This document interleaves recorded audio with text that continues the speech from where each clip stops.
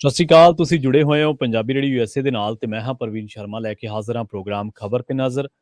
ਖਬਰ ਤੇ ਨਜ਼ਰ ਪ੍ਰੋਗਰਾਮ ਦੇ ਵਿੱਚ ਕਈ ਅਹਿਮ ਖਬਰਾਂ ਨੂੰ ਲੈ ਕੇ ਚਰਚਾ ਕਰਨ ਦੇ ਲਈ ਮੇਰੇ ਨਾਲ ਜੁੜ ਚੁੱਕੇ ਨੇ ਪੰਜਾਬ ਤੋਂ ਪੱਤਰਕਾਰ ਦੀਪਕ ਸ਼ਰਮਾ ਚਨਾਰਥਲ ਜੀ। ਉਹਨਾਂ ਦਾ ਸਵਾਗਤ ਕਰਦੇ ਹਾਂ ਪਹਿਲਾਂ ਤੇ ਫੇਰ ਕਰਾਂਗੇ ਖਬਰਾਂ ਤੇ ਚਰਚਾ। ਸ਼ਰਮਾ ਜੀ ਸਤਿ ਸ਼੍ਰੀ ਅਕਾਲ ਜੀ, ਸਵਾਗਤ ਹੈ ਪੰਜਾਬੀ ਰੇਡੀਓ USA। ਸਤਿ ਸ਼੍ਰੀ ਅਕਾਲ ਪ੍ਰਵੀਨ ਜੀ, ਸਾਰੇ ਸਰੋਤਿਆਂ ਨੂੰ ਦਰਸ਼ਕਾਂ ਨੂੰ ਮੇਰੀ ਪਿਆਰ ਭਰੀ ਸਤਿ ਸ਼੍ਰੀ ਅਕਾਲ ਜੀ। ਪ੍ਰੋਗਰਾਮ ਦੇ ਵਿੱਚ ਅੱਗੇ ਵਧਣ ਤੋਂ ਪਹਿਲਾਂ ਇੱਕ ਨਜ਼ਰ ਸਪਾਂਸਰਸ ਦੇ ਉੱਤੇ ਤੇ ਉਹਨਾਂ ਦਾ ਧੰਨਵਾਦ ਜਿਹੜੇ ਜ਼ਰੀਆ ਬਣਦੇ ਨੇ ਇਹਨਾਂ ਪ੍ਰੋਗਰਾਮਾਂ ਨੂੰ ਤੁਹਾਡੇ ਤੱਕ ਪਹੁੰਚਾਉਣ ਦੇ ਲਈ। ਜੇਕਰ ਤੁਸੀਂ ਵੀ ਕਿਸੇ ਪ੍ਰੋਗਰਾਮ ਨੂੰ ਸਪਾਂਸਰ ਕਰਨਾ ਚਾਹੁੰਦੇ ਹੋ ਤਾਂ ਸਟੂਡੀਓ ਦਾ ਨੰਬਰ ਹੈ 408272 5200। ਇਸ ਨੰਬਰ ਤੇ ਕਾਲ ਕਰਕੇ ਤੁਸੀਂ ਕਿਸੇ ਵੀ ਪ੍ਰੋਗਰਾਮ ਨੂੰ ਸਪਾਂਸਰ ਕਰ ਸਕਦੇ ਹੋ। ਖਾਲਸਾ ਇੰਸ਼ੋਰੈਂਸ ਏਜੰਸੀ ਵਾਲੇ ਪਿਛਲੇ ਕਈ ਦਹਾਕਿਆਂ ਤੋਂ ਇੰਸ਼ੋਰੈਂਸ ਦੇ ਵਿੱਚ ਸ਼ਾਨਦਾਰ ਸੇਵਾਵਾਂ ਦੇਣ ਦੇ ਲਈ ਜਾਣੇ ਜਾਂਦੇ ਨੇ। ਕਿਸੇ ਵੀ ਤਰ੍ਹਾਂ ਦੀ ਇੰਸ਼ੋਰੈਂਸ ਦੇ ਲਈ ਤੁਸੀਂ ਇਹਨਾਂ ਦੇ ਨਾਲ 408272 2500 ਤੇ ਗੱਲ ਕਰ ਸਕਦੇ ਹੋ। ਟਰਕੀਆਨਾ ਇਮੀਗ੍ਰੇਸ਼ਨ ਲਾ ਫਰਮ ਵਾਲੇ, ਜੇ ਟਰਕੀਆਨਾ ਇਮੀਗ੍ਰੇਸ਼ਨ ਬਾਬਤ ਤੁਹਾਡਾ ਕੋਈ ਸਵਾਲ ਹੈ, ਕੋਈ ਸਲਾਹ ਕਰਨੀ ਹੈ ਤਾਂ ਜੇ ਦੇ ਨਾਲ 415 909 0503 ਤੇ ਗੱਲ ਕੀਤੀ ਜਾ ਸਕਦੀ ਹੈ। Gurdeep Singh Birdi Clovis, Satnam Singh Shergill Selma, Jagtar Singh Anandpuri Fremont, Surjit Singh Chahal Yuba City, Gurdeep Singh Gill ਤੇ ਪਰਿਵਾਰ Yuba City, Mandeep Singh, Sarabjit Kaur San Jose, Manjit Singh San Jose, ਅਬੇ ਸੈਕਰਾਮੈਂਟੋ, ਮੀਰੀ ਪੀਰੀ ਸੇਵਾ ਸੁਸਾਇਟੀ ਵਾਲੇ ਫਰੈਜ਼ਨੋ, ਰਿਸ਼ਪਾਲ ਸਿੰਘ, ਭਰਪੂਰ ਸਿੰਘ ਗਿੱਲ ਤੇ ਜੱਸੀ ਗਿੱਲ ਬੇਕਰਸਫੀਲਡ ਤੋਂ। ਸ਼ਰਮਾ ਜੀ ਖਬਰਾਂ ਦੇ ਵੱਲ ਆਈਏ ਤੇ ਸ਼ੁਰੂਆਤ ਕਰਗੇ ਪੰਜਾਬ ਦੇ ਵਿੱਚ ਮੁਹੱਲਾ ਕਲੀਨਿਕ ਖੋਲ੍ਹਣ ਦੀ ਤਿਆਰੀ। ਕਹਿੰਦੇ ਪੰਜਾਬ ਦੇ ਵਿੱਚ 500 ਹੋਰ ਨਵੇਂ ਮੁਹੱਲਾ ਕਲੀਨਿਕ ਖੋਲ੍ਹਣੇ ਆ ਸਰਕਾਰ ਨੇ, ਪਰ ਸੱਚਾਈ ਕੁਝ ਹੋਰ ਹੀ ਹੈ। ਦੱਸੋ ਸ਼ਰਮਾ ਜੀ ਕੀ ਹੈ ਸੱਚਾਈ? ਬਿਲਕੁਲ ਜੀ, ਜੇਕਰ ਸਰਕਾਰ ਦੇ ਹਵਾਲੇ ਨਾਲ ਗੱਲ ਕਰਨੀ ਹੋਵੇ ਤਾਂ ਪੰਜਾਬ ਦੀ ਮਾਨ ਸਰਕਾਰ ਨੇ ਪਹਿਲਾਂ ਹੀ ਕਿਹਾ ਸੀਗਾ ਕਿ ਪੰਜਾਬ 'ਚ ਅਸੀਂ ਮੁਹੱਲਾ ਕਲੀਨਿਕ ਖੋਲਾਂਗੇ ਤੇ ਉਹ ਮੁਹੱਲਾ ਕਲੀਨਿਕਾਂ ਨੂੰ ਆਮ ਆਦਮੀ ਕਲੀਨਿਕ ਦਾ ਨਾਮ ਦਿੱਤਾ ਗਿਆ ਤਾਂ ਕਿ ਉਹ ਪਾਰਟੀ ਦਾ ਨਾਂ ਲੋਕਾਂ ਦੇ ਜ਼ਿਹਨ 'ਚ ਰਹਿ ਕੇ ਇਹ ਪਾਰਟੀ ਤੁਹਾਡੀ ਸਿਹਤ ਸੰਭਾਲ ਰਹੀ ਹੈ, ਪਾਰਟੀ ਤੁਹਾਨੂੰ ਤੰਦਰੁਸਤ ਕਰ ਰਹੀ ਹੈ, ਸੋ ਪ੍ਰਚਾਰ ਵੀ ਨਾਲ ਹੁੰਦਾ ਰਹੇ। ਫਿਰ ਵੀ ਮੁੱਢਲੇ ਦੌਰ ਦੇ ਵਿੱਚ ਇਹਨਾਂ ਨੇ ਕਿਹਾ ਕਿ 117 ਮੁਹੱਲਾ ਕਲੀਨਿਕ ਅਸੀਂ ਪਹਿਲੇ ਦੌਰ 'ਚ ਖੋਲ੍ਹਣ ਜਾ ਰਹੇ ਹਾਂ ਤੇ ਹੁਣ ਤੱਕ ਇਹ ਜੇਕਰ ਸਰਕਾਰ ਦੇ ਹਵਾਲੇ ਨਾਲ ਗੱਲ ਕਰੀ ਜਾਵੇ ਤਾਂ 100 ਦੇ ਕਰੀਬ ਮੁਹੱਲਾ ਕਲੀਨਿਕ ਪੰਜਾਬ 'ਚ ਕਹਿੰਦੇ ਚੱਲਦੇ ਨੇ। ਤੇ ਹੁਣ ਮਾਨ ਸਾਹਿਬ ਨੇ ਕੱਲ ਮਤਲਬ ਕਿ ਆਪਣਾ ਫਰਮਾਨ ਜਾਰੀ ਕੀਤਾ ਜਾਂ ਸੰਦੇਸ਼ ਦੇਸ਼ ਸੂਬੇ ਦੇ ਨਾਮ ਜਾਰੀ ਕੀਤਾ ਕਿ ਭਾਈ 26 ਜਨਵਰੀ ਤੱਕ 500 ਨਵੇਂ ਮੁਹੱਲਾ ਕਲੀਨਿਕ ਪੰਜਾਬ ਦੇ ਵਿੱਚ ਕੰਮ ਕਰਨ ਲੱਗ ਜਾਣਗੇ, ਜਿਹਦੇ ਲਈ ਮੈਨੂੰ ਪਤਾ ਲੱਗ ਰਿਹਾ ਕਿ 58 ਦੇ ਕਰੀਬ ਕੁਝ ਡਾਕਟਰਾਂ ਦੀ ਭਰਤੀਆਂ ਵੀ ਹੋਰ ਕੀਤੀਆਂ ਨੇ ਤੇ ਕੁਝ ਮਤਲਬ ਕਿ ਹੋਰ ਜਿਹੜੇ ਅਪਗ੍ਰੇਡ ਕਰਨੀਆਂ ਨੇ ਕੋਈ ਚੀਜ਼ਾਂ, ਉਹਨਾਂ ਨੂੰ ਲੈ ਕੇ ਵੀ ਬੈਠਕ ਕੀਤੀ ਆ ਤਾਂ ਕਿ ਉਹ ਜੇਕਰ ਕੋਈ ਕਮੀ, ਕਿਉਂਕਿ ਕੁਝ ਸਟਾਫ ਦੀ ਕਮੀ ਦਾ ਵੀ ਸਾਹਮਣਾ ਕਰਨਾ ਪੈ ਰਿਹਾ ਸੀਗਾ, ਸੋ ਉਹ ਸਾਰੀਆਂ ਚੀਜ਼ਾਂ। ਫਿਰ ਦੂਸਰਾ ਇਸ ਹਵਾਲੇ ਨਾਲ ਜਦੋਂ ਇਹ ਲਿਸਟ ਸਾਹਮਣੇ ਆ ਰਹੀ ਸੀਗਾ ਕਿ ਲੁਧਿਆਣੇ ਨੂੰ ਸਭ ਤੋਂ ਵੱਧ 47 ਮੁਹੱਲਾ ਕਲੀਨਿਕਾਂ ਦੇ ਮਿਲਣੇ ਆ, ਜਿਹੜੇ 500 ਖੁੱਲ੍ਹਣੇ ਉਹਨਾਂ ਚੋਂ। ਉਸ ਤੋਂ ਬਾਅਦ ਅੰਮ੍ਰਿਤਸਰ ਦੀ ਗੱਲ ਆਉਂਦੀ ਹੈ ਕਿ ਅੰਮ੍ਰਿਤਸਰ 'ਚ 44 ਮਿਲਣੇ ਆ, ਇਸੇ ਤਰ੍ਹਾਂ ਪਟਿਆਲਾ 'ਚ 40 ਮਿਲਣੇ ਆ, ਜਲੰਧਰ ਦੇ ਵਿੱਚ ਹੈ ਫਿਰ 37 ਦੇ ਕਰੀਬ ਹੈ, ਹੁਸ਼ਿਆਰਪੁਰ 'ਚ 33 ਦੇ ਕਰੀਬ ਹੈ, ਫਿਰ ਇਸੇ ਤਰ੍ਹਾਂ ਗੁਰਦਾਸਪੁਰ 'ਚ 33 ਦੇ ਕਰੀਬ ਹੈ, ਬਠਿੰਡਾ 'ਚ 26 ਤੋਂ ਵੱਧ ਮੁਹੱਲਾ ਕਲੀਨਿਕ ਖੁੱਲ੍ਹਣੇ ਆ, ਸੰਗਰੂਰ 'ਚ ਵੀ 26 ਨੇ, ਫਾਜ਼ਿਲਕਾ 'ਚ ਵੀ 25 ਦੇ ਕਰੀਬ ਨੇ। ਇਸੇ ਤਰ੍ਹਾਂ ਹੋਰ ਬਾਕੀ ਸਹਿਵਾਂ ਦੇ ਉੱਤੇ ਵੀ ਮਤਲਬ ਵੱਖੋ ਵੱਖ ਕਿਤੇ 18 ਕਿਤੇ 20 ਏਦਾਂ ਕਹਿੰਦੇ 500 ਮੁਹੱਲਾ ਕਲੀਨਿਕ ਨਵੇਂ ਖੁੱਲ ਜਾਣੇ। ਸੋ ਚੰਗਾ ਵੀ ਲੱਗਦਾ ਕਿ ਹਾਂ ਪੰਜਾਬ ਦੀ ਸਿਹਤ ਨੂੰ ਲੈ ਕੇ ਸਰਕਾਰ ਜਿਹੜੀਆਂ ਗੱਲਾਂ ਕਰਦੀ ਸੀ ਉਹਨੂੰ ਲੈ ਕੇ ਯਤਨਸ਼ੀਲ ਆ।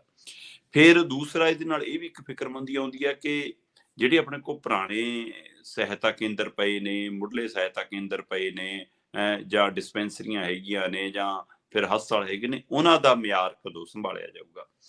ਹੁਣ ਜੇ ਨਵੇਂ ਮੁਹੱਲਾ ਕਲੀਨਿਕ ਖੁੱਲਦੇ ਨੇ ਤਾਂ ਉਹਨਾਂ ਲੱਗਦਾ ਕਿ ਰੰਗ ਰੋਗਨ ਵਾਲਾ ਪਹਿਲਾਂ ਹਗਾਮਾ ਹੋ ਲਿਆ ਕਿ ਭਾਈ ਪੁਰਾਣਿਆਂ ਨੂੰ ਰੰਗ ਰੋਗਨ ਕਰਕੇ ਖਰਚਾ ਇੰਨਾ ਦਿਖਾਤਾ ਤੇ ਇੱਧਰ ਆ ਦਵਾਈਆਂ ਨਹੀਂ ਹੈਗੀਆਂ। ਆਪਾਂ ਗੱਲ ਕਰਕੇ ਹਟਿਆ ਕਿ ਮੁੱਢਲੇ ਸਿਹਤ ਕੇਂਦਰਾਂ 'ਚ ਦਵਾਈਆਂ ਤੱਕ ਨਹੀਂ ਉਪਲਬਧ, ਫਿਰ ਉਹ ਕੀ ਹੋਊਗਾ। ਸੋ ਹੁਣ ਇਹ ਦੋਏ ਚੀਜ਼ਾਂ ਦਾ ਫਾਰਮੂਲਾ ਸਰਕਾਰ ਨੇ ਕੱਢ ਲਿਆ ਪ੍ਰਵੀਨ ਜੀ। ਸੋ ਜਿਹੜੀ ਤੁਸੀਂ ਕਹਿੰਦੇ ਹੋ ਕਿ ਐਲਾਨ ਤਾਂ ਕਰਤਾ ਸਰਕਾਰ ਨੇ, ਪਰ ਸੱਚਾਈ ਕੀ ਹੈ ਇਹਦੇ ਪਿੱਛੇ? ਸੋ ਸੱਚਾਈ ਹੈ ਕਿ ਸਰਕਾਰ ਕਹਿੰਦੀ ਕਿ ਹਿੰਗ ਲੱਗੇ ਨਾ ਫਟਕਰੀ ਤੇ ਰੰਗ ਚੋਖਾ ਜੀ। ਸੋ ਹੁਣ ਉਹ ਫਾਰਮੂਲੇ ਤੇ ਮਾਨ ਸਰਕਾਰ ਕੰਮ ਕਰ ਰਹੀ ਹੈ। ਪੰਜਾਬ ਦੇ ਅੰਦਰ ਪਹਿਲਾਂ ਤੋਂ ਹੀ ਚੱਲ ਰਹੇ ਮੁੱਢਲੇ ਸਿਹਤ ਕੇਂਦਰ ਨੇ ਜਿਹੜੇ, ਉਹਨਾਂ ਨੂੰ ਮੁਹੱਲਾ ਕਲੀਨਿਕ ਦਾ ਨਾਮ ਦਿੱਤਾ ਜਾਣਾ ਜੀ। ਉਹਨਾਂ ਦੇ ਉੱਤੇ ਨਵਾਂ ਰੋਗਨ, ਨਵਾਂ ਸਲੋਗਨ, ਨਵੀਂ ਪੱਟੀ, ਨਵੀਂ ਫੱਟੀ ਤੇ ਉਹ ਤੋਂ ਬਾਅਦ ਉਹਨੂੰ ਕਹਿਣਾ ਜੀ ਲਓ ਜੀ ਖੋਲਤਾ ਤੁਹਾਡੇ ਲਈ ਮੁਹੱਲਾ ਕਲੀਨਿਕ। ਉੱਥੇ ਪਹਿਲਾਂ ਹੀ ਕੁਛ ਨਾ ਕੁਛ ਸਮਾਨ ਸਮੂਨ ਵੀ ਹੈਗਾ, ਕੁਝ ਅਮਲਾ ਫਾਲਾ ਵੀ ਹੈਗਾ, ਇੱਕ ਅੱਧਾ ਤਬਾਦਲਾ ਇੱਧਰ ਉੱਧਰ ਕਰਨਾ ਤੇ ਨਵਾਂ ਰੰਗ ਰੋਗਨ ਕਰਕੇ ਉਹਨੂੰ ਐਂ ਚਮਕਾ ਕੇ ਕਹਿਣਾ ਕਿ ਮੁਹੱਲਾ ਕਲੀਨਿਕ ਖੋਲਤਾ। ਸੋ ਇਸ ਲਈ ਪਹਿਲਾਂ ਤੋਂ ਹੀ ਸਾਰਾ ਕੁਝ। ਕੱਲ ਮੁੱਖ ਮੰਤਰੀ ਸਾਹਿਬ ਪਿੰਡ ਸਰਾਭਾ ਸੀਗੇ। ਠੀਕ ਹੈ। ਉਸ ਸਰਾਭਾ ਪਿੰਡ ਦੇ ਸਟੇਡੀਅਮ ਦੇ ਵਿੱਚ ਮਤਲਬ ਕਿ ਠੀਕ ਠਾਕ ਇਕੱਠ ਸੀਗਾ, ਤੇ ਉਸ ਇਕੱਠ ਨੂੰ ਦੇਖ ਕੇ ਫਿਰ ਮਾਨ ਸਾਹਿਬ ਥੋੜਾ ਮਤਲਬ ਜਨਤਾ ਦੇ ਹਵਾਲੇ ਨਾਲ, ਕਲਾਕਾਰ ਦੇ ਅੰਦਰ ਜਿਹੀ ਜਿਹੀ ਭਾਵਨਾ ਹੁੰਦੀ ਉਹ ਵੀ ਆ ਜਾਂਦੀ, ਤੇ ਮੁੱਖ ਮੰਤਰੀ ਨੇ ਤੇ ਉਹ ਕਹਿੰਦੇ ਕਿ ਸਰਾਭੇ ਪਿੰਡ ਦੇ ਵਿੱਚ ਅੱਜ ਤੋਂ ਪਹਿਲਾਂ ਕਦੇ ਕੋਈ ਮੁੱਖ ਮੰਤਰੀ ਨਹੀਂ ਆਇਆ। ਠੀਕ ਹੈ। ਤੇ ਇਹ ਕਹਿਣ ਦੀ ਦੇਰ ਸੀਗੀ, ਜਾਂ ਉਹ ਕਹਿੰਦੇ ਕਿ ਇੱਥੇ ਕਦੇ ਕੁਝ ਨਹੀਂ ਹੋਇਆ। ਮਤਲਬ ਇਹ ਭੁੱਲ ਗਏ ਕਿ ਭਾਈ ਪਿੰਡ ਸਰਾਭੇ ਦੇ ਵਿੱਚ ਉਹਦੀ ਯਾਦਗਾਰ ਵੀ ਬਣੀ ਆ, ਸਮਾਰਕ ਵੀ ਬਣਿਆ, ਜਿਹੜਾ ਐਡੇ ਵੱਡੇ ਸਟੇਡੀਅਮ 'ਚ ਸਮਾਗਮ ਕਰ ਰਹੇ ਹੋ ਇਹ ਵੀ ਕਿਸੇ ਨੇ ਬਣਾਇਆ। ਸੋ ਹਾਂ, ਉਹ ਚੋਂ ਖਾਦਾ ਨਹੀਂ ਖਾਦਾ ਇਹ ਜਾਂਚ ਦਾ ਵਿਸ਼ਾ ਹੋ ਸਕਦਾ ਕਿ 100 ਰੁਪਇਆ ਜਾਰੀ ਕਰਕੇ ਉਹ ਚੋਂ 50 ਲਾਏ ਜਾਂ 50 ਖਾਦੇ, ਪਰ ਪਹਿਲਾਂ ਵੀ ਕੁਝ ਬਣਿਆ ਤਾਂ ਜਿੱਥੇ ਤੁਸੀਂ ਬੈਠੇ ਹੋ, ਜਿਸ ਮੰਚ ਤੋਂ ਬੋਲ ਰਹੇ ਹੋ, ਉਹ ਵੀ ਤਾਂ ਕਿਸੇ ਨੇ ਬਣਾਇਆ। ਉਹ ਮੋਦੀ ਵਾਲਾ ਫਾਰਮੂਲਾ ਕਿ ਪਹਿਲਾਂ ਤਾਂ ਕਦੇ ਹੋਇਆ ਹੀ ਨਹੀਂ ਕੁਝ, ਜੀ ਮੇਰੇ ਹੀ ਰਾਜ 'ਚ ਹੋਇਆ, ਉਸੇ ਤਰ੍ਹਾਂ ਦਾ ਇਹਨਾਂ ਨੇ।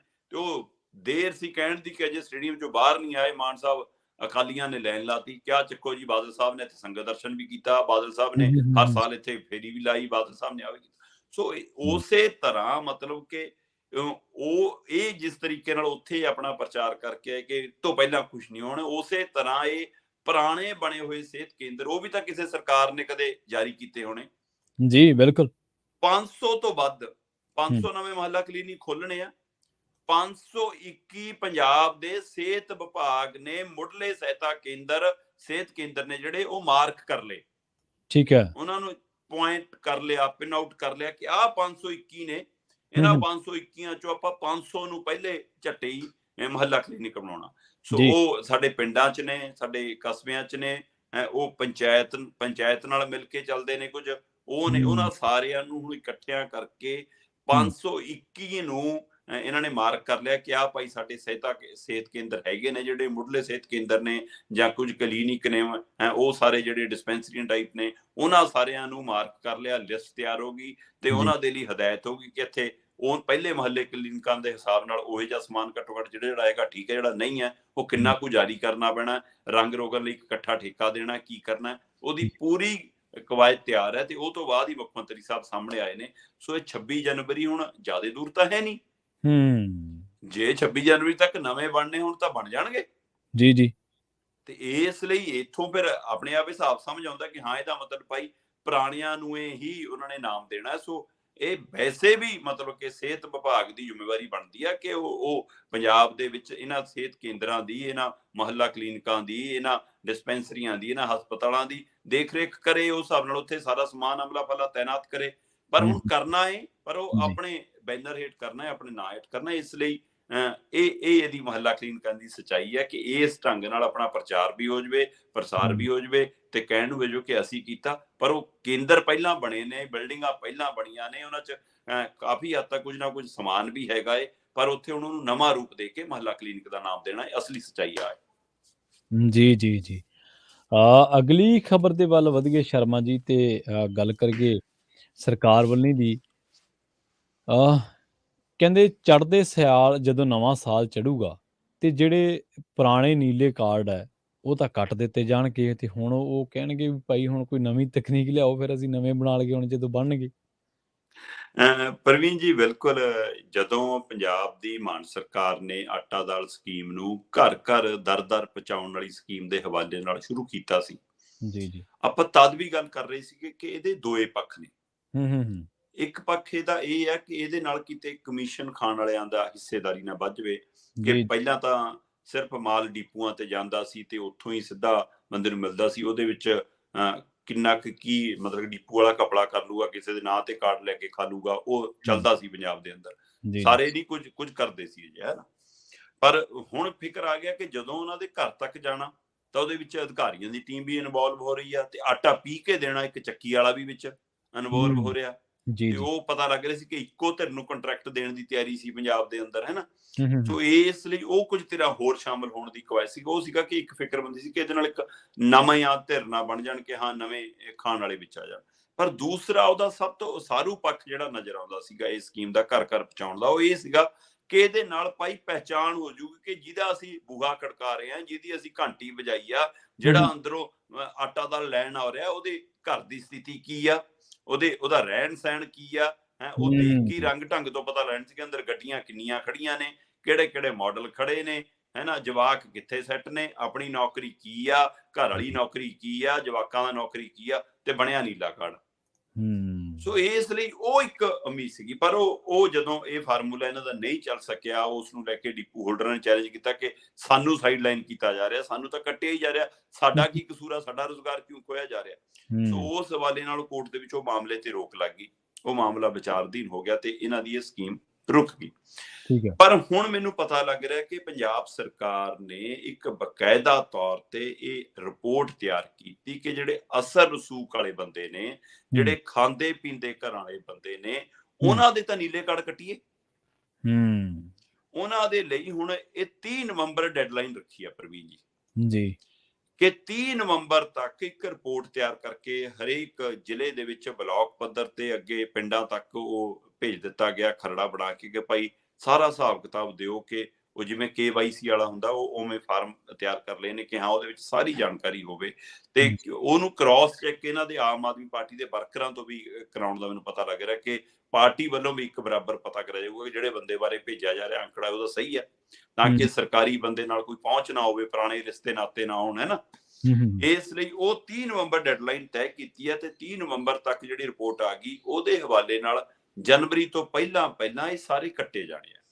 ਪਰ ਇਹਦੇ ਵਿੱਚ ਜਿਹੜੀ ਗੌਰ ਕਰਨ ਵਾਲੀ ਗੱਲ ਉਹ ਹੈ ਕਿ ਜੇਕਰ ਜਨਗਣਨਾ ਦੇ ਹਿਸਾਬ ਨਾਲ ਦੇਖਿਆ ਜਾਵੇ ਤਾਂ ਉਸ ਹਿਸਾਬ ਨਾਲ ਤਾਂ ਪੰਜਾਬ ਦੀ ਜਨਸੰਖਿਆ 2 ਕਰੋੜ 77 ਲੱਖ ਬਣਦੀ ਹੈ, ਪਰ ਅੱਜ ਮੰਨਿਆ ਜਾਂਦਾ ਕਿ ਅੱਜ ਦੀ ਤਰੀਕ ਦੇ ਵਿੱਚ ਪੰਜਾਬ ਦੀ ਜਿਹੜੀ ਜਨਸੰਖਿਆ ਉਹ 3 ਕਰੋੜ ਨੂੰ ਪਾਰ ਕਰ ਗਈ ਹੈ। ਜੀ ਪ੍ਰਵੀਨ ਜੀ, ਮਤਲਬ ਕਿ ਇੱਕ ਪਾਸੇ ਕਹਿੰਦੇ ਆ ਕਿ ਪੰਜਾਬ ਮਤਲਬ ਕਿ ਬੜਾ ਖੁਸ਼ਹਾਲ ਸੂਬਾ ਹੈ, ਹਰੇਕ ਘਰ ਚੋਂ ਵਿਦੇਸ਼ 'ਚ ਬੈਠਾ ਹੈ, ਉਹ ਬੈਠਾ ਹੈ ਬੰਦਾ, ਬੜੀ ਤਾਕਤ ਹੈ, ਪਰ ਇੱਕ ਗੁਰਬਤ ਵਾਲਾ ਪੰਜਾਬੀ ਹੈਗਾ ਜੇਕਰ ਉਹਦੇ ਕੰਨੀ ਝਾਤ ਮਾਰਨ ਸਰਕਾਰਾਂ, ਤੇ ਉਹ ਫਿਕਰਮੰਦੀ ਇਹ ਕਾਰਡਾਂ ਤੋਂ ਵੀ ਝਲਕਦੀ ਹੈ। ਅੱਧੀ ਪੰਜਾਬ ਦੀ ਆਬਾਦੀ ਇਹਦਾ ਮਤਲਬ ਆਰਥਿਕ ਤੌਰ ਤੇ ਇੰਨੀ ਕਮਜ਼ੋਰ ਹੈ ਕਿ ਉਹ ਨੀਲੇ ਕਾਰਡ ਧਾਰਕ ਹੈ। 1 ਕਰੋੜ 54 ਲੱਖ ਤੋਂ ਵੱਧ ਕਾਰਡ ਬਣੇ ਹੋਏ ਨੇ ਪੰਜਾਬ 'ਚ ਜੀ, ਤੇ ਕੀ 1 ਕਰੋੜ 54 ਲੱਖ ਮਤਲਬ ਕਿ ਪਰਿਵਾਰਾਂ ਦੀ ਹਾਲਤ ਇਹ ਆ, ਲੋਕਾਂ ਦੀ ਹਾਲਤ ਇਹ ਹੈ ਕਿ ਹਾਂ ਮਤਲਬ ਕਿ ਉਹ ਇੰਨੇ ਬੰਦਿਆਂ ਨੂੰ ਮਤਲਬ ਕਿ ਰਾਸ਼ਨ ਮਿਲਦਾ ਹੈ, ਕਾਰਡਾਂ ਦੀ ਗਿਣਤੀ ਤਾਂ ਹੋਰ ਹੋਊਗੀ, ਮਤਲਬ ਇੰਨੇ ਉਹਦੇ ਵਿੱਚ ਕਵਰ ਹੁੰਦੇ ਨੇ ਲੋਕ, ਤੇ ਜੇਕਰ ਅੱਧੀ ਆਬਾਦੀ ਉਹਦੇ ਨੀਲੇ ਕਾਰਡ ਧਾਰ ਕੇ ਟੰਦੀ ਦਾ ਮਤਲਬ ਪੰਜਾਬ ਦੀ ਸਥਿਤੀ ਕੀ ਹੈ, ਕੀ ਹੁਣ ਇਹ ਅਸਲੀ ਨੇ ਜਾਂ ਨਕਲੀ ਨੇ? ਕਿਉਂਕਿ ਬਾਦਲਾਂ ਦੇ ਟਾਈਮ ਵੀ 1 ਕਰੋੜ ਤੋਂ ਪਾਰ ਸੀ, ਪਰ ਕੈਪਟਨ ਨੇ ਆ ਕੇ ਉਹਦੇ ਵਿੱਚ ਐਡੀ ਵੱਡੀ ਤਾਦਾਦ ਹੋਰ ਸ਼ਾਮਲ ਕਰਾਏ ਤੇ ਉਹ ਗਿਣਤੀ ਵੱਧ ਗਈ। ਤੇ ਆਮ ਆਦਮੀ ਪਾਰਟੀ ਸਰਕਾਰ ਕਹਿੰਦੀ ਸੀ ਕਿ ਜਿਨ੍ਹਾਂ ਨੇ ਗਲਤ ਲਿਆ ਉਹਨਾਂ ਤੋਂ ਵਸੂਲੀ ਵੀ ਕਰਾਂਗੇ, ਵਾਪਸ ਵੀ ਲਵਾਂਗੇ, ਪਰ ਹੁਣ ਮੈਨੂੰ ਪਤਾ ਲੱਗ ਰਿਹਾ ਉਹ ਕਹਿੰਦੇ ਕਿ ਚੁੱਪ ਕਰਕੇ ਨੀਲਾ ਕਾਰਡ ਕੱਟ ਦੋ ਜੀ, ਕੋਈ ਵਸੂਲੀ ਨਹੀਂ, ਕੋਈ ਉਹਦੇ ਤੇ ਕਾਰਵਾਈ ਨਹੀਂ, ਠੀਕ ਹੈ। ਬਸ ਜਿਹੜਾ ਪੁਰਾਣਾ ਕਿਸੇ ਨੇ ਅਕਾਲੀਆਂ ਦੇ ਰਸੂਖ ਨਾਲ, ਕਿਸੇ ਨੇ ਕਾਂਗਰਸੀਆਂ ਦੇ ਰਸੂਖ ਨਾਲ, ਕਿਸੇ ਨੇ ਅਫਸਰ ਦੇ ਰਸੂਖ ਨਾਲ ਕਾਰਡ ਬਣਾ ਲਿਆ, ਪਰ ਉਹ ਪਹੁੰਚ ਵਾਲਾ ਬੰਦਾ, ਉਹਦੇ ਘਰ 'ਚ ਸਰਕਾਰੀ ਨੌਕਰੀ ਹੈ, ਜਾਂ ਕੋਈ ਧਨਾੜ ਬੰਦਾ ਹੈ, ਜਾਂ ਤਕੜਾ ਜ਼ਿਮੀਂਦਾਰ ਹੈ, ਜਾਂ ਤਕੜਾ ਵਪਾਰੀ ਹੈ, ਜਾਂ ਕੁਛ ਹੈ, ਕਿ ਉਹਨਾਂ ਦੇ ਜਿਹੜੇ ਕਾਰਡ ਬਣੇ ਨੇ ਨੀਲੇ ਕਾਰਡ ਕੱਟ ਦੋ। ਹੁਣ ਇੱਕ ਪਾਸੇ ਪਿਛਲੇ ਦਿਨੀ ਤੁਹਾਡੇ ਧਿਆਨ 'ਚ ਹੋਵੇ ਇੱਕ ਲਗਜ਼ਰੀ ਗੱਡੀ ਦੇ ਵਿੱਚ ਬੰਦਾ ਬੋਰੀਆਂ ਰੱਖਦਾ ਉਹ ਫੜਿਆ ਗਿਆ ਸੀਗਾ, ਤੇ ਉਸ ਤੋਂ ਬਾਅਦ ਇਹ ਮਾਮਲਾ ਕਾਫੀ ਚਰਚਾ 'ਚ ਆਇਆ ਸੀ। ਸੋ ਉਸ ਤੋਂ ਬਾਅਦ ਹੀ ਸਰਕਾਰ ਮੈਨੂੰ ਲੱਗਦਾ ਜ਼ਿਆਦਾ ਗੰਭੀਰ ਹੋਈ ਇਸ ਮਸਲੇ ਤੇ। ਖੁਰਾਕ ਤੇ ਸਿਵਲ ਸਪਲਾਈ ਮੰਤਰੀ ਨੇ ਉਚੇਚੇ ਤੌਰ ਤੇ ਲਾਲ ਚੰਦ ਕਟਾਰ ਚੱਕ ਕਹਿੰਦੇ ਕਿ ਅਸੀਂ ਇਹ ਆਪਣਾ ਵਿਭਾਗ ਪੂਰਾ ਝੋਕ ਦਿੱਤਾ ਜੀ ਇਸ ਕੰਮ ਲਈ, ਤੇ ਉਹਦੇ ਲਈ ਕਹਿੰਦੇ 30 ਨਵੰਬਰ ਤੱਕ ਸਾਡੇ ਕੋਲ ਰਿਪੋਰਟ ਆ ਜਾਣੀ ਤੋਂ ਅਸੀਂ ਨੀਲੇ ਕਾਰਡ ਕੱਟ ਦਿੰਦੇ ਆ। ਹੁਣ ਕੀ ਮਤਲਬ ਕਿ ਖਾਂਦੇ ਪੀਂਦੇ ਲੋਕਾਂ ਨੇ ਸਿਰਫ ਦੂਜੇ ਦੇ ਹਿੱਸੇ ਤੇ ਡਾਕਾ ਮਾਰਿਆ ਸੀ, ਜਾਂ ਸਿਰਫ ਆਟਾ ਦਾਲ ਲਈ ਉਹ ਸੀ, ਜਾਂ 5 ਲੱਖ ਦਾ ਜਿਹੜਾ ਸਿਹਤ ਬੀਮਾ ਉਹ ਵੀ ਇੱਕ ਕਾਰਨ ਹੈ। ਪ੍ਰਵੀਨ ਜੀ, ਜਿਹਦਾ ਨੀਲਾ ਕਾਰਡ ਬਣਦਾ ਜੀ ਉਸ ਨੂੰ ਨਾਲ 5 ਲੱਖ ਦੀ ਫ੍ਰੀ ਮਤਲਬ ਕਿ ਇਲਾਜ ਕਰਾਉਣ ਦੀ ਸਹੂਲਤ ਮਿਲਦੀ ਹੈ, ਸਿਹਤ ਬੀਮਾ ਮਿਲਦਾ ਜੀ। ਸੋ ਇਹ ਵੀ ਇੱਕ ਸੰਭਾਵਨਾ ਹੈ ਕਿ ਕਈ ਲੋਕ ਸਿਰਫ ਇਸ ਚੱਕਰ 'ਚ ਨੀਲਾ ਕਾਰਡ ਬਣਾਉਂਦੇ ਨੇ ਕਿ 5 ਲੱਖ ਦੀ ਰਾਸ਼ੀ ਤਾਂ ਠੀਕ ਹੁੰਦੀ ਹੈ ਨਾ, ਉਹ ਤਾਂ ਚੰਗਾ ਠੀਕ ਠਾਕ ਬੰਦਾ ਵੀ 5 ਲੱਖ ਲਾਉਣਾ ਆਸਾਨ ਨੀਗਾ। ਸੋ ਇਸ ਲਈ ਕੁਝ ਲੋਕ ਇਸ ਲਈ ਵੀ ਨੀਲਾ ਕਾਰਡ, ਬੇਸ਼ੱਕ ਉਹਨਾਂ ਦੀ ਮਨਸ਼ਾ ਨਹੀਂ ਨਾ ਹੋਵੇ ਆਟਾ ਦਾਲ ਦੀ, ਔਰ ਇਹ ਵੀ ਪਤਾ ਲੱਗ ਰਿਹਾ ਕਿ ਅਜਿਹੇ ਹੀ ਲੋਕਾਂ ਨੇ ਜਿਨ੍ਹਾਂ ਨੇ ਨੀਲੇ ਕਾਰਡ ਬਣਾਏ ਨੇ, ਉਹਨਾਂ ਚੋਂ ਕਈਆਂ ਨੇ ਡਿਪੂ ਵਾਲੇ ਨੂੰ ਕਿਹਾ ਸੀ ਕਿ ਅਸੀਂ ਆਟਾ ਉਟਾ ਨਹੀਂ ਲੈਣ ਆਉਣਾ, ਅਸੀਂ ਕਣਕ ਚੌਲ ਦਾਲ ਨਹੀਂ ਲੈਣ ਆਉਣੀ, ਤੂੰ ਬਸ ਸਾਡਾ ਨੀਲਾ ਕਾਰਡ ਬਣਵਾ ਦੇ ਤੇ ਨੀਲਾ ਕਾਰਡ ਤੂੰ ਆਪੇ ਰੱਖ ਲੈ। ਤੇ ਇਸ ਲਈ ਕੁਝ ਡਿਪੂ ਵਾਲੇ ਅਜਿਹੇ ਬੰਦਿਆਂ ਦੇ ਹਿੱਸੇ ਦੇ ਵੀ ਆਟਾ ਦਾਲ ਖਾਂਦੇ ਰਹੇ ਕਿ ਜਿਨ੍ਹਾਂ ਨੇ ਆਟਾ ਦਾਲ ਤਾਂ ਨਹੀਂ ਲਿਆ, ਪਰ ਉਹਨਾਂ ਨੇ ਇਲਾਜ ਲਈ ਉਹ ਕਾਰਡ ਬਣਾਇਆ ਤਾਂ ਕਿ 5 ਲੱਖ ਦਾ ਇਲਾਜ ਹੋ ਜਾਵੇ। ਸੋ ਹੁਣ ਇਸ ਹਵਾਲੇ ਨਾਲ ਮੇਰਾ ਖਿਆਲ ਹੈ ਕਿ ਪੰਜਾਬ ਸਰਕਾਰ ਨੂੰ ਇੱਕ ਇਸ ਪਹਿਲੂ ਤੋਂ ਵੀ ਸੋਚਣਾ ਪੈਣਾ ਕਿ ਕਿਹੜੇ ਕਿਹੜੇ ਪਰਿਵਾਰਾਂ ਨੂੰ ਸਿਹਤ ਬੀਮੇ ਦੀ ਜ਼ਰੂਰਤ ਹੈ, ਉਹਨੂੰ ਵੱਖਰੀ ਕੈਟਾਗਰੀ ਬਣਾ ਕੇ ਬਚਣਾ ਚਾਹੀਦਾ, ਤੇ ਜਿਹੜੇ ਨੀਲੇ ਕਾਰਡ ਧਾਰਕ ਨੇ ਉਹਨਾਂ ਨੂੰ ਇੱਕ ਵੱਖਰੀ ਕੈਟਾਗਰੀ ਵਾਈਜ਼ ਹਰੇਕ ਨੂੰ ਆਟਾ ਦਾਲ ਮਿਲਣੀ ਚਾਹੀਦੀ ਹੈ। ਜਿਹੜਾ ਨੀਲਾ ਕਾਰਡ ਵਾਲਾ ਹੋਵੇ ਉਹਨੂੰ ਨਾਲ ਇਹ ਸਹਾਇਤਾ ਤਾਂ ਮਿਲੇ, ਪਰ ਇਹ ਤੋਂ ਬਿਨਾਂ ਜਿਹੜੇ ਆਟਾ ਦਾਲ ਚ ਨਹੀਂ ਆਉਂਦੇ ਪਰ ਉਹਨੂੰ ਸਿਹਤ ਬੀਮਾ ਤਾਂ ਮਿਲਣਾ ਚਾਹੀਦਾ ਨਾ। ਹਾਂਜੀ ਹਾਂਜੀ। ਸੋ ਉਸ ਹਵਾਲੇ ਨਾਲ ਵੀ ਇਹਦੇ ਤੇ ਗੌਰ ਕਰਨ ਦੀ ਲੋੜ ਹੈ। ਫਿਲਹਾਲ ਪੰਜਾਬ ਸਰਕਾਰ ਨੇ ਤੈਅ ਕੀਤਾ ਕਿ ਜਿਨ੍ਹਾਂ ਨੇ ਰਸੂਖਦਾਰਾਂ ਨੇ ਬਣਾਏ ਨੇ ਉਹਨਾਂ ਦੇ ਉੱਤੇ ਕਾਰਵਾਈ ਕੋਈ ਨਾ ਕਰੋ, ਉਹਨਾਂ ਤੋਂ ਪੁਰਾਣੀ ਵਸੂਲੀ ਕੋਈ ਨਾ ਕਰੋ, ਪਰ ਚੁੱਪ ਕਰਕੇ ਉਹਨਾਂ ਦੇ ਕਾਰਡ ਜ਼ਰੂਰ ਕੱਟੋ। ਸੋ ਹੋ ਸਕਦਾ ਚੜ੍ਹਦੇ ਸਾਲਾਂ ਦੇ ਵਿੱਚ, ਚੜ੍ਹਦੇ ਨਵੇਂ ਸਾਲ ਦੇ ਵਿੱਚ ਪੁਰਾਣਿਆਂ ਦੇ ਕਿੰਨਿਆਂ ਦੇ ਨੀਲੇ ਕਾਰਡ ਕੱਟੇ ਜਾਣ ਜੀ। ਨਵੇਂ ਸਾਲ ਦਾ ਗਿਫਟ ਮਿਲ ਜੂਗਾ। ਚਲੋ ਬਿਲਕੁਲ, ਜਿਹੜੇ ਸਹਿੰਦੇ ਨੇ, ਜਿਹੜੇ ਚਲੋ ਲੋੜਵੰਦ ਨੇ ਉਹਨਾਂ ਨੂੰ ਤਾਂ ਮਿਲਣਾ ਹੀ ਚਾਹੀਦਾ, ਹੁਣ ਤਾਂ ਮਿਲਣਾ ਚਾਹੀਦਾ। ਹਾਂਜੀ ਬਿਲਕੁਲ। ਇਹ ਤਾਂ ਗੱਲ ਦੇਖੋ ਹੈਗੀ ਹੈ ਕਿ ਜਿਹੜਾ ਇਹ ਵੈਸੇ ਤਾਂ ਚਲੋ ਆਪਾਂ ਜਦੋਂ ਡੈਮੋਕ੍ਰੇਸੀ ਦੀ ਗੱਲ ਕਰਦੇ ਆ ਉਦੋਂ ਇੰਡੀਆ ਦੇ ਮਾਮਲੇ ਦੇ ਵਿੱਚ ਬਹੁਤ ਸਾਰੀਆਂ ਗੱਲਾਂ ਆ ਜਾਂਦੀਆਂ ਸ਼ਰਮਾ ਜੀ, ਪਰ ਅੱਜ ਇੱਕ ਬਹੁਤ ਸੋਹਣੀ ਗੱਲ ਮੈਂ ਕਿਤੋਂ ਪੜ੍ਹੀ, ਉਹ ਕਹਿੰਦੇ ਕਿ ਜਿਹੜੀ ਇਹ ਮਾਡਲ ਆ, ਡੈਮੋਕ੍ਰੇਟਿਕ ਮਾਡਲ ਆ ਜਿਹੜਾ, ਇਹ ਰਾਈਟਸ ਨੂੰ ਇਨਇਕੁਆਲਿਟੀ ਆਫ ਰਾਈਟਸ ਤੇ ਨਾਲ ਹੀ ਪ੍ਰਿਵਿਲੇਜਸ ਦੇ ਬੇਸ ਉੱਤੇ ਆਧਾਰਿਤ ਹੈ, ਕਿ ਪ੍ਰਿਵਿਲੇਜ ਵੀ ਕਰਦਾ ਹੈ, ਮਤਲਬ ਲੋਕ ਜਿਹੜੇ ਪਿੱਛੇ ਰਹਿ ਜਾਂਦੇ ਨੇ, ਜਿਹੜੇ ਆਰਥਿਕ ਤੌਰ ਤੇ ਸਮਰੱਥ ਨੇ, ਉਹਨਾਂ ਨੂੰ ਪ੍ਰਿਵਿਲੇਜ ਵੀ ਕਰਨਾ, ਤੇ ਰਾਈਟਸ ਤਾਂ ਚਲੋ ਸਾਰਿਆਂ ਦੇ ਇੱਕੋ ਹੀ ਨੇ ਜੀ। ਆਪਾਂ ਅਗਲੀ ਖਬਰ ਦੇ ਵੱਲ ਵਧੀਏ ਸ਼ਰਮਾ ਜੀ, ਤੇ ਗੱਲ ਕਰੀਏ ਆਮ ਆਦਮੀ ਪਾਰਟੀ ਦੀ। ਮੋਦੀ ਸਰਕਾਰ, ਭਾਜਪਾ ਕਹਿੰਦੀ, RSS ਕਹਿੰਦੀ ਹੈ ਕਿ ਦੇਸ਼ ਭਗਤੀ ਦਾ ਠੇਕਾ ਸਾਡੇ ਕੋਲੇ ਆ, ਹਾਲਾਂਕਿ ਫਰੀडम ਫਾਈਟਰਸ ਦੇ ਵਿੱਚੋਂ ਇੱਕ ਵੀ ਹੀਰੋ ਉਹਨਾਂ ਕੋਲੇ ਨਹੀਂ ਹੈ, ਇਹ ਆਪਾਂ ਜਾਣਦੇ। ਆਮ ਆਦਮੀ ਪਾਰਟੀ ਕਹਿੰਦੀ ਹੈ ਕਿ ਇਮਾਨਦਾਰੀ ਦਾ ਲਾਇਸੈਂਸ ਸਾਡੇ ਕੋਲ ਆ, ਸਾਡੇ ਤੋਂ ਜਿਹੜਾ ਬਾਹਰ ਆ ਉਹ ਇਮਾਨਦਾਰ ਨਹੀਂ ਹੈ। ਇਹਦੇ 'ਚ ਕੋਈ ਦੋ ਰਾਏ ਨਹੀਂ ਕਿ ਸਾਡਾ ਜਿਹੜਾ ਸਿਆਸੀ ਸਿਸਟਮ ਆ ਇਹ ਬੜੀ ਬੁਰੀ ਤਰ੍ਹਾਂ ਦੇ ਨਾਲ ਭ੍ਰਿਸ਼ਟਿਆ ਹੋਇਆ। ਪਰ ਹੁਣ ਜਿਹੜੀ ਆਪਾਂ ਖਬਰ ਕਰਨ ਜਾ ਰਹੇ ਹਾਂ ਉਹ ਸ਼ਾਇਦ ਹੋ ਸਕਦਾ ਥੋੜੀ ਜਿਹੀ ਕਰਾਰੀ ਲੱਗੇ। ਖਬਰ ਇਹ ਫਿਰ ਕਿੱਥੋਂ ਨਿਕਲੀ, ਜੇਕਰ ਲਾਇਸੈਂਸ ਹੈ ਇਮਾਨਦਾਰੀ ਦਾ, 50 ਕਰੋੜ ਦੇ ਵਿੱਚ MP ਤੇ 1 ਕਰੋੜ ਦੇ ਵਿੱਚ MC ਦੀ ਟਿਕਟ ਲਓ, ਉਹ ਵੀ ਇਮਾਨਦਾਰ ਆਮ ਆਦਮੀ ਪਾਰਟੀ ਤੋਂ। ਇਹ ਵੱਡਾ ਸਵਾਲੀਆ ਨਿਸ਼ਾਨ ਜੀ, ਇਹ ਵੱਡਾ ਤੁਸੀਂ ਸਵਾਲ ਖੜਾ ਕੀਤਾ, ਔਰ ਇਹਦਾ ਆਮ ਆਦਮੀ ਪਾਰਟੀ ਨੂੰ ਜਵਾਬ ਦੇਣਾ ਚਾਹੀਦਾ। ਪ੍ਰਵੀਨ ਜੀ, ਦਿੱਲੀ ਦੇ ਵਿੱਚ ਇਸ ਮੌਕੇ MC ਦੀਆਂ ਚੋਣਾਂ ਨੇ ਜੀ, ਗੁਜਰਾਤ ਦੇ ਵਿੱਚ ਵਿਧਾਨ ਸਭਾ ਚੋਣਾਂ ਨੇ, ਗੁਜਰਾਤ ਦੇ ਵਿੱਚ ਸੂਰਤ ਖੇਤਰ ਦੇ ਵਿੱਚ ਆਮ ਆਦਮੀ ਪਾਰਟੀ ਦਾ ਉਮੀਦਵਾਰ ਲਾਪਤਾ ਹੋ ਜਾਂਦਾ ਜੀ, ਤੇ ਉਹ ਉਮੀਦਵਾਰ ਦੇ ਲਈ ਇਹ ਆਮ ਆਦਮੀ ਪਾਰਟੀ ਕਹਿੰਦੀ ਹੈ ਕਿ BJP ਨੇ ਸਾਡਾ ਲੁਕੋ ਲਿਆ, ਤੇ ਲੋਕਾਂ ਦੇ ਦਿਲਾਂ ਨੂੰ ਇਹ ਗੱਲ ਲੱਗਦੀ ਵੀ ਹੈ ਕਿ ਭਾਜਪਾ ਤਾਂ ਇਹ ਕੰਮ ਕਰਨ ਦੀ ਮਾਹਰ ਹੈ, ਉਹਦਾ ਜਿੱਤੇ ਹੋਏ MLA ਨੂੰ ਚੱਕ ਕੇ ਲੈ ਜਾਂਦੀ ਹੈ ਤਾਂ ਫਿਰ ਉਮੀਦਵਾਰ ਹੈ ਜੀ। ਪੰਜਾਬ ਦੇ ਅੰਦਰ ਵੀ ਤੁਹਾਨੂੰ ਯਾਦ ਹੋਵੇ ਇੱਕ ਅਜਿਹਾ ਡਰਾਮਾ ਹੋਇਆ ਸੀ, ਇੱਕ ਉਮੀਦਵਾਰ ਨੂੰ ਆਮ ਆਦਮੀ ਪਾਰਟੀ ਦੀ ਟਿਕਟ ਮਿਲ ਗਈ ਤੇ ਮਿਲਣ ਤੋਂ ਬਾਅਦ ਵੀ ਉਹਨੇ ਛੱਡਤੀ ਕਿ ਨਹੀਂ ਜੀ ਮੇਰੇ ਤੋਂ ਤਾਂ ਪੈਸੇ ਲਏ ਗਏ ਜੀ, ਮੇਰੇ ਤੋਂ ਤਾਂ ਐਂ ਕੀਤਾ ਗਿਆ ਜੀ, ਮੈਂ ਨਹੀਂ ਇਹ ਚੋਣ ਲੜਨੀ। ਫਿਰੋਜ਼ਪੁਰ ਦਿਹਾਤੀ ਵਾਲਾ ਸ਼ਾਇਦ, ਬਿਲਕੁਲ ਹੈ ਨਾ ਏਦਾਂ। ਤੇ ਉਸੇ ਤਰ੍ਹਾਂ ਦਾ ਕੀ ਇਹ ਡਰਾਮਾ ਸੀ, ਇਹ ਕਿਹੜੀ ਰਾਜਨੀਤਿਕ ਧਿਰ ਸੀ ਉਹਦੇ ਪਿੱਛੇ ਕਿ ਉੱਥੇ ਇੱਕ MLA, ਮਤਲਬ ਕਿ ਇਹ ਆਮ ਆਦਮੀ ਪਾਰਟੀ ਕਹਿੰਦੀ ਹੈ ਜੀ ਸਾਡਾ MLA ਲਾਪਤਾ ਹੋ ਗਿਆ, ਅਗਵਾ ਹੋ ਗਿਆ, ਉਹਦੇ ਤੇ ਭਾਲ ਕੀਤੀ ਜਾਵੇ, BJP ਨੇ ਕੀਤਾ। ਪਰ ਦੂਸਰੇ ਪਾਸੇ ਉਹ ਬੰਦਾ ਕਹਿੰਦਾ ਜੀ ਮੈਂ ਤਾਂ ਆਪਣੇ ਕਾਗਜ਼ੇ ਵਾਪਸ ਲੈ ਲਏ, ਮੈਂ ਨਹੀਂ ਚੋਣ ਲੜਨੀ, ਮੇਰਾ ਭਾਈਚਾਰਾ ਮੈਨੂੰ ਕਹਿੰਦਾ ਕਿ ਤੂੰ ਗਲਤ ਬੰਦਿਆਂ ਨਾਲ ਚਲਾ ਗਿਆ। ਤੋ ਇੱਕ ਪਾਸੇ ਗੁਜਰਾਤ ਦੇ ਵਿੱਚ ਆਮ ਆਦਮੀ ਪਾਰਟੀ ਇਸ ਕਦਰ ਉਲਝੀ ਹੈ ਕਿ ਉਹ ਚੋਣ ਲੜ ਰਹੀ ਹੈ, ਦੂਸਰੇ ਪਾਸੇ ਦਿੱਲੀ 'ਚ MC ਦੀਆਂ ਚੋਣਾਂ, ਜਿਹੜਾ ਆਮ ਆਦਮੀ ਪਾਰਟੀ ਲਈ ਨੱਕ ਦਾ ਸਵਾਲ ਹੈ, ਜਿੱਤਣਾ ਜ਼ਰੂਰੀ ਹੈ। ਬਿਲਕੁਲ। ਤੇ ਜੇਕਰ ਆਮ ਆਦਮੀ ਪਾਰਟੀ ਦੀਆਂ ਟਿਕਟਾਂ ਵੰਡ ਦੇ ਉੱਤੇ ਕਾਂਗਰਸ ਸਵਾਲ ਖੜਾ ਕਰੇ, ਭਾਜਪਾ ਸਵਾਲ ਖੜਾ ਕਰੇ, ਕੋਈ ਹੋਰ ਰਾਜਨੀਤਿਕ ਪਾਰਟੀ ਸਵਾਲ ਖੜਾ ਕਰੇ, ਤਾਂ ਉਸ ਨੂੰ ਰਾਜਨੀਤਿਕ ਨਜ਼ਰੀਏ ਤੋਂ ਦੇਖਣ ਦੀ ਲੋੜ ਹੈ ਕਿ ਦੂਸਰੀ ਪਾਰਟੀ ਨੂੰ ਬਦਨਾਮ ਕਰਨ ਦੀ ਸਾਜ਼ਿਸ਼ ਹੋ ਸਕਦੀ ਹੈ। ਪਰ ਜਦੋਂ ਆਮ ਆਦਮੀ ਪਾਰਟੀ ਦਾ ਇੱਕ ਪੱਕਾ ਵਰਕਰ, ਪੁਰਾਣਾ ਸਾਥੀ ਇਹ ਕਹੇ ਕਿ ਜੀ ਆਹ 2 MLA ਨੇ ਮੇਰੀ ਘਰ ਵਾਲੀ ਨੂੰ MC ਦੀ ਟਿਕਟ ਦੇਣ ਲਈ 90 ਲੱਖ ਰੁਪਈਆ ਮੰਗਿਆ ਜੀ, ਤੇ ਮੈਂ ਉਹਦੇ ਵਿੱਚੋਂ 55 ਲੱਖ ਦੇ ਵੀ ਦਿੱਤਾ ਤੇ ਟਿਕਟ ਫੇਰ ਨਾ ਮਿਲੇ ਜੀ, ਤੇ ਹੁਣ ਤੁਸੀਂ ਕਹੋਗੇ ਜੀ ਕਿ ਫੇਰ ਮਤਲਬ ਕਿ ਤਾਂ ਦੋਸ਼ ਹੋ ਸਕਦੇ ਨੇ, ਕੋਈ ਪਿੱਛੇ ਹੋ ਸਕਦਾ ਕਿ ਜੇ ਤਾਂ ਕੋਈ ਉਹਨਾਂ ਨੂੰ ਉਸ ਨੂੰ ਭਰਮਾ ਸਕਦਾ ਜੀ। ਪਰ MLA ਦਾ ਸਾਲਾ, MLA ਦਾ PA ਤੇ ਇੱਕ ਉਹਦਾ ਹੋਰ ਨੇੜਲੇ 3 ਬੰਦੇ ਉਸੇ ਬੰਦੇ ਦੇ ਘਰੇ ਪੈਸੇ ਮੋੜਨ ਚਲੇ ਜਾਣ ਕਿ ਆ ਭਾਈ ਅੱਧੇ ਪੈਸੇ ਤੂੰ ਵਾਪਸ ਫੜ ਆਪਣੇ, ਕਿਉਂਕਿ ਅਸੀਂ ਤੇਰੀ ਘਰ ਵਾਲੀ ਨੂੰ ਟਿਕਟ ਨਹੀਂ ਦਵਾ ਸਕੇ, ਤੇ ਉਸ ਸਮੇਂ ਉਹਨਾਂ ਦੀ ਗ੍ਰਿਫਤਾਰੀ ਹੋ ਜਾਵੇ, ਪੈਸਾ ਬਰਾਮਦ ਹੋ ਜਾਵੇ, ਤੇ ਫਿਰ ਕੀ ਮੰਨੋਗੇ ਕਿ ਟਿਕਟ ਵੇਚੀ ਜਾਂਦੀ ਹੈ। ਚਲੋ ਫਿਰ ਇਹ ਵੀ ਮੰਨਾਂਗੇ ਇਮਾਨਦਾਰੀ ਵਾਲਾ ਲਾਇਸੈਂਸ ਰੀਨਿਊ ਕਰਾਉਣਾ ਪੈਣਾ। ਬਿਲਕੁਲ। ਮੈਂ ਹੁਣ ਇਹ ਘਟਨਾ ਦੱਸਦਾ ਕੀ ਹੈ ਕਿ ਦਿੱਲੀ ਦੇ ਵਿੱਚ ਇੱਕ ਐਮਐਲਏ ਹੈ ਅਖਿਲੇਸ਼ ਤ੍ਰਿਪਾਠੀ, ਆਮ ਠੀਕ। ਆਦਮੀ ਪਾਰਟੀ ਦਾ ਐਮਐਲਏ। ਜੀ, ਜੀ, ਦੂਸਰਾ ਐਮਐਲਏ ਹੈ ਆਮ ਆਦਮੀ ਦਾ ਰਾਜੇਸ਼ ਗੁਪਤਾ। ਜੀ, ਤੇ ਇਹਨਾਂ ਬੰਦਿਆਂ ਦੇ ਉੱਤੇ ਇੱਕ ਗੋਪਾਲ ਖਾਰੀ ਹੈ, ਉਹਦੀ ਕਹਿੰਦੇ ਕਿ ਗੋਪਾਲ ਸਵੀਟ ਦੇ ਨਾਂ ਤੇ, ਆਪਣੇ ਨਾਂ ਦੇ ਉੱਤੇ ਹੀ ਗੋਪਾਲ ਸਵੀਟ ਦੇ ਨਾਂ ਦੇ ਉੱਤੇ ਇੱਕ ਮਠਿਆਈ ਦੀ ਦੁਕਾਨ ਹੈ। ਠੀਕ ਤੇ ਹੈ। ਗੋਪਾਲ ਖਾਰੀ ਨੇ ਆਪਣੀ ਪਤਨੀ ਸ਼ੋਭਾ ਖਾਰੀ ਦੇ ਲਈ ਐਮਸੀ ਦੀ ਟਿਕਟ ਮੰਗੀ ਤੇ ਉਹਦੇ ਲਈ ਉਹ ਦਮ ਭਰਦਾ ਹੈ ਕਿ ਮੇਰੀ ਅਖਿਲੇਸ਼ ਤ੍ਰਿਪਾਠੀ ਐਮਐਲਏ ਨਾਲ ਗੱਲ ਹੋ ਗਈ ਤੇ ਉਹਨਾਂ ਨੇ ਮੇਰੇ ਤੋਂ ਕਰੋੜ ਰੁਪਈਆ ਮੰਗਿਆ ਤੇ 90 ਲੱਖ ਚ ਸਾਡੀ ਗੱਲ ਤੈਅ ਹੋ ਗਈ। ਮੈਂ ਜੀ, 35 ਲੱਖ ਰੁਪਈਆ ਉਹਨੂੰ ਦੇਤਾ ਠੀਕ ਹੈ। ਤੇ ਉਹ ਤੋਂ ਬਾਅਦ ਉਹਨੇ ਕਿਹਾ ਕਿ ਆ 20 ਲੱਖ ਰੁਪਈਆ ਤੂੰ ਜਿਹੜਾ ਦੂਸਰਾ ਐਮਐਲਏ ਰਜੇਸ਼ ਗੁਪਤਾ ਉਹਨੂੰ ਪਹੁੰਚ ਕਰ ਦੇ, 20 ਲੱਖ ਉਹਨੂੰ ਪਹੁੰਚਾ ਦੇ। ਮੈਂ 20 ਲੱਖ ਉਹਨੂੰ ਪਹੁੰਚਾਤਾ ਤੇ ਹੂੰ, ਤੈਅ ਹੋ ਗਿਆ ਕਿ ਟਿਕਟ ਮਿਲਣ ਤੋਂ ਬਾਅਦ ਬਾਕੀ ਬਕਾਇਆ 35 ਲੱਖ ਰੁਪਈਆ 55 ਲੱਖ ਚਲਾ ਗਿਆ, ਹੂੰ, 35 ਲੱਖ ਰਹਿ ਗਿਆ ਕਿ 90 ਲੱਖ ਚ ਗੱਲ ਤੈਅ ਸੀ ਕਿ ਉਹ 35 ਲੱਖ ਰੁਪਈਆ ਟਿਕਟ ਮਿਲਣ ਤੋਂ ਬਾਅਦ।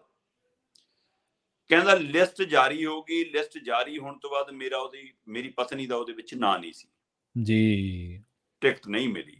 ਤੇ ਠੀਕ ਹੈ। ਟਿਕਟ ਨਹੀਂ ਮਿਲੀ ਤੇ ਕਹਿੰਦਾ ਮੈਂ ਫਿਰ ਐਮਐਲਏ ਤ੍ਰਿਪਾਠੀ ਨਾਲ ਵੀ, ਗੁਪਤਾ ਨਾਲ ਵੀ, ਉਹਨਾਂ ਦੇ ਨੇੜਲਿਆਂ ਨਾਲ ਵੀ ਸੰਪਰਕ ਸਾਧਨਾ ਸ਼ੁਰੂ ਕੀਤਾ ਕਿ ਭਾਈ ਮੇਰੇ ਤਾਂ ਪੈਸੇ ਮੋੜੋ। ਹੂੰ, ਸੋ ਹੁਣ ਇਹ ਮਾਮਲਾ ਪੁਲਿਸ ਦੇ ਧਿਆਨ 'ਚ ਵੀ ਆ ਗਿਆ, ਜੀ, ਉਹਨਾਂ ਕੋਲ ਵੀ ਪਹੁੰਚ ਗਿਆ। ਪੁਲਿਸ ਨੇ ਟਰੈਪ ਲਾ ਲਿਆ। ਹੂੰ, ਟਰੈਪ ਲੱਗਿਆ ਇਸ ਕਦਰ ਕਿ ਕਹਿੰਦੇ ਕਿ ਜਿਹੜਾ ਹੁਣ ਜਿਹਦੀ ਟਿਕਟ ਨਹੀਂ ਮਿਲੀ ਜਿਹੜੇ ਪਰਿਵਾਰ ਨੂੰ, ਗੋਪਾਲ ਨੂੰ, ਉਹ ਕਹਿੰਦੇ ਆ ਕਿ ਜੀ ਫਿਰ ਉਹ ਕਹਿੰਦਾ ਕਿ ਆ 33 ਲੱਖ ਲਿਆ, 35 ਲੱਖ ਕਹਿੰਦੇ, ਹੂੰ, 33 ਲੱਖ ਮੋੜਨ ਘਰੇ ਆ ਗਿਆ ਐਮਐਲਏ ਦਾ ਠੀਕ ਹੈ। ਸਾਲਾ, ਐਮਐਲਏ ਦਾ ਪੀਏ ਤੇ ਹੂੰ, ਐਮਐਲਏ ਦਾ ਇੱਕ ਹੋਰ ਨੇੜਲਾ। ਹੂੰ, ਹੂੰ, ਤੇ ਉਹ ਹੂੰ, ਜਦੋਂ 33 ਲੱਖ ਮੋੜਨ ਆਇਆ ਤੇ ਜੀ ਮਤਲਬ ਕਿ ਉਹ ਉਸ ਸਮੇਂ ਪੁਲਿਸ ਨੇ ਫੜ ਲਿਆ। ਠੀਕ ਹੈ। ਹੁਣ ਇੱਥੋਂ ਅੰਦਾਜ਼ਾ ਲਾਓ ਕਿ ਜੇਕਰ ਐਮਐਲਏ ਕੁਝ ਕਰ ਰਹੇ ਨੇ, ਇਹਦਾ ਮਤਲਬ ਹੂੰ, ਟਿਕਟਾਂ ਮੁੱਲ ਵਿਕਦੀਆਂ ਨੇ। ਜੀ, ਜੀ, ਬਿਲਕੁਲ। ਸਵਾਲ ਇਹ ਹੈ ਕਿ 90 ਲੱਖ ਵਾਲੇ ਨਾਲ ਸੌਦਾ ਹੋ ਕੇ ਵੀ ਜੇ ਉਹਨੂੰ ਟਿਕਟ ਨਹੀਂ ਮਿਲੀ ਤਾਂ ਹੂੰ, ਉਸ ਹਲਕੇ ਤੋਂ ਜਿਹਨੂੰ ਟਿਕਟ ਮਿਲੀ ਉਹ ਕਿੰਨੇ ਚ ਮਿਲੀ? ਫਿਰ ਬਿਲਕੁਲ ਸਹੀ ਹੈ। ਉਹ ਬੋਲੀ, ਇਹਦਾ ਮਤਲਬ ਨਾਲੋਂ ਵੱਧ ਚਲੀ ਗਈ। ਜੀ, ਜੀ, ਜੀ, ਫਿਰ ਗੋਪਾਲ ਨੂੰ ਤੁਸੀਂ ਦੱਸ ਦਿੰਦੇ ਉਹ ਹੋਰ ਵੱਧ ਦੇਣ ਦਾ। ਹੂੰ, ਸਵਾਲ ਇੱਕ ਹੋਰ ਇੱਥੇ ਖੜਾ ਹੁੰਦਾ ਹੈ ਕਿ ਜਿਹੜੀ ਪੁਲਿਸ ਐਮਐਲਏ ਦੇ ਪੀਏ ਨੂੰ, ਸਾਲੇ ਨੂੰ, ਹੋਰ ਨੇੜਲੇ ਰਿਸ਼ਤੇਦਾਰਾਂ ਨੂੰ ਲੈ ਗਈ ਚੱਕ ਕੇ ਕਿ ਤੁਸੀਂ ਭਾਈ 33 ਲੱਖ ਮੋੜਨ ਕਿਉਂ ਆਏ ਹੋ, ਤੁਸੀਂ ਟਿਕਟ ਵੇਚਦੇ ਸੀ। ਉਹ ਪੁਲਿਸ ਉਸ ਗੋਪਾਲ ਨੂੰ ਕਿਉਂ ਨਹੀਂ ਲੈ ਕੇ ਗਈ? ਤੇਰੇ ਕੋਲ ਭਾਈ 55 ਲੱਖ ਕਿੱਥੋਂ ਆਇਆ? ਸਹੀ ਹੈ। ਉਹਨੂੰ ਵੀ ਨਾਲ ਲੈ ਜਾਂਦੀ ਜੀ, ਜੀ, ਜੀ, ਕਿ ਤੂੰ ਰਿਸ਼ਵਤ ਦੇਣਾ ਵੀ ਤਾਂ ਜੁਰਮ ਹੈ ਨਾ, ਲੈ ਰਿਸ਼ਵਤ ਜੂ ਜੇ ਲੈਣਾ ਹੀ ਤਾਂ ਨਹੀਂ ਭਾਜਪਾ ਨਾ। ਵਿਰੁੱਧ ਬਿਆਨ ਦੇਤਾ ਕੋਈ, ਫੇਰ ਲੈ ਜੂ ਈਡੀ। ਹਾਂ ਹਾਂ। ਜੀ, ਤੇ ਇਸ ਲਈ ਇਹ ਪੱਖ ਇੱਕ ਵੱਡਾ ਖੜਾ ਕਿ ਜੇਕਰ ਐਮਸੀ ਦੀ ਟਿਕਟ ਹੂੰ, 90 ਲੱਖ ਚ ਵਿਕ ਰਹੀ ਆ ਤੇ ਉਹ ਜੀ, ਵੀ 90 ਲੱਖ ਦੇ ਕੇ ਵੀ ਟਿਕਟ ਨਹੀਂ ਮਿਲ ਰਹੀ ਹੂੰ, ਤੇ ਉਹਦੇ ਉੱਪਰ ਕਿੰਨੇ ਚ ਵਿਕੀ ਆਏ, ਹੁਣ ਸਵਾਲ ਖੜਾ ਆਮ ਆਦਮੀ ਪਾਰਟੀ ਮੁਰੇ। ਤਾਂ ਫਿਰ ਜੀ, ਉਹ ਠੱਗ ਦੀ ਗੱਲ ਵੀ ਮੈਨੂੰ ਸੱਚੀ ਲੱਗਦੀ ਹੈ। ਫਿਰ ਤਾਂ ਜਿਹੜਾ ਠੱਗ ਜੇਲ੍ਹ ਦੇ ਅੰਦਰੋਂ ਬਹਿ ਕੇ ਕਹਿੰਦਾ ਸੀਗਾ ਕਿ ਮੇਰੇ ਤੋਂ 50 ਕਰੋੜ ਰੁਪਈਆ ਲਿਆ ਕਿ ਤੈਨੂੰ ਰਾਜ ਸਭਾ ਭੇਜ ਦਾਂਗੇ, ਜੀ, ਸ਼ਕੇਸ਼ ਠੱਗ। ਹੈ ਨਾ, ਕਹਿੰਦਾ 50 ਕਰੋੜ ਰੁਪਈਆ। ਉਹ ਤੋਂ ਬਾਅਦ ਜੇਲ੍ਹ ਦੇ ਅੰਦਰ ਚੰਗੀ ਸਹੂਲਤ ਦੇਣ ਲਈ ਮੈਨੂੰ 2 ਕਰੋੜ ਮੰਗਿਆ ਤੇ ਲੈ ਲਿਆ 10 ਕਰੋੜ ਜੀ, ਤੇ 12 ਕਰੋੜ ਦੇ ਕਰੀਬ ਕਹਿੰਦਾ ਮੈਂ ਤੋਂ ਪੁਲਿਸ ਵਾਲੇ ਲੈ ਗਏ ਅੰਦਰ। ਸੋ ਜੀ, ਇਸ ਲਈ ਇੱਥੋਂ ਹਿਸਾਬ ਲਾਓ ਕਿ ਜਿਹੜੀ ਪਾਰਟੀ ਦੇ ਉੱਤੇ ਉਹਨਾਂ ਦੇ ਉੱਤੇ 50 ਕਰੋੜ ਰੁਪਏ ਦੀ ਐਮਪੀ ਟਿਕਟ ਮਤਲਬ ਵੇਚਣ ਦੇ ਦੋਸ਼ ਲੱਗਦੇ ਹੋਣ, ਜਿਹੜੀ ਪਾਰਟੀ ਉੱਤੇ 1 ਕਰੋੜ ਚ ਐਮਸੀ ਦੀ ਟਿਕਟ ਵੇਚਣ ਦੇ ਦੋਸ਼ ਲੱਗਦੇ ਹੋਣ, ਉਹ ਪਾਰਟੀ ਚੁੱਪ ਕਿਉਂ ਆ? ਜਵਾਬ ਕਿਉਂ ਨਹੀਂ ਦਿੰਦੀ ਇਹਨਾਂ ਐਮਐਲਏ ਤੇ? ਸਤਿੰਦਰ ਜੈਨ ਵਰਗਾ ਬੰਦਾ ਤੁਹਾਡਾ ਅੰਦਰ ਬੈਠਾ ਹੈ ਤੇ ਤੁਸੀਂ ਉਹਦਾ ਮੰਤਰਾਲਾ ਵੀ ਬਹਾਲ ਰੱਖਦੇ ਹੋ। ਤੇ ਹੁਣ ਇਹਨਾਂ ਨੂੰ ਪੁਲਿਸ ਨੇ ਬਰਾਮਦ ਕਰ ਲਿਆ, ਪੈਸੇ ਫੜਿਆ ਜੀ, ਪੁਲਿਸ ਦਮ ਭਰ ਦੀ ਸਾਡੇ ਕੋਲ ਸਾਰਾ ਕੁਝ ਹੈ, ਤੇ ਹੁਣ ਤੱਕ ਉਹਨਾਂ ਦੀ ਐਮਐਲਏਸ਼ਿਪ ਖਾਰਜ ਕਿਉਂ ਨਹੀਂ ਹੋਈ? ਸੋ ਫਿਰ ਇਹ ਜਿਹੜੇ ਲਾਇਸੈਂਸ ਨੇ ਇਮਾਨਦਾਰੀ ਵਾਲੇ, ਇਹ ਚੈੱਕ ਕਰਨ ਦੀ ਲੋੜ ਹੈ।